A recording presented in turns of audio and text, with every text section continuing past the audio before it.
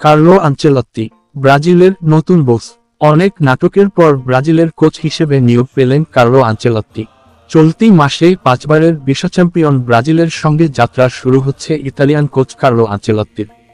আসছে জুনে বিশ্বকাপ বাছাইয়ের 2টি ম্যাচ রয়েছে সেলেসাওদের। বাংলাদেশ সময় আগামী 6ই জুন ইকুয়েডর এবং 11ই জুন প্যারাগুয়ের বিপক্ষের মাঠে নামার কথা রয়েছে ভিনিসিয়াসদের।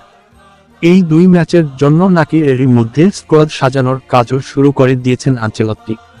ব্রাজিলের সংবাদ মাধ্যম টিএনটি স্পোর্টস প্রাথমিকভাবে অন্তত 8 জন ফুটবলারের নাম জানিয়েছে, যাদের ব্রাজিলের পরবর্তী স্কোয়াডে থাকার সম্ভাবনা প্রবল। এর মধ্যে ব্রাজিলিয়ান ক্লাব ফ্লামেঙ্গো থেকে 6 জন, সান্তোসের 1 জন ফরোয়ার্ড এবং সাও পাওলো থেকে 1 জন মিডফিল্ডার রয়েছেন। আর এই 8 জনের মধ্যেই আছেন অস্কার, যিনি সবশেষ ব্রাজিলের হয়ে খেলেছিলেন 2016 সালে। প্রাথমিক 8 জনের মধ্যে ফ্ল্যামেঙ্গো থেকে আছেন Leo Ortiz, Danilo, Alex Sandro, Wesley, Gerson এবং পেদ্রো। সান্তোস থেকে আছেন নেইমার এবং সাও পাওলো থেকে স্কোয়াডে আসছেন অস্কার। এছাড়া রিয়াল মাদ্রিদের নিজের সাবেক শিষ্য কাসেমিরোকেও দলে পেতে চান আনচেলত্তি।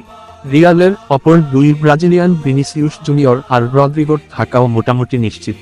উল্লেখ্য, 2026 পর্যন্ত ব্রাজিলের কোচ হিসেবে চুক্তিবদ্ধ হয়েছেন ইতালিয়ান কোচ আনচেলত্তি। এই চুক্তির মাধ্যমে ব্রাজিল ফুটবলের সুদীর্ঘ ইতিহাসের প্রথম বিদেশি কোচ হচ্ছেন আনচেলত্তি। আনচেলত্তির হাত ধরে কি ব্রাজিল তাদের হারানো গৌরব ফিরে পাবে, সেটার জন্য অপেক্ষা করতে হবে ব্রাজিল সমর্থকদের।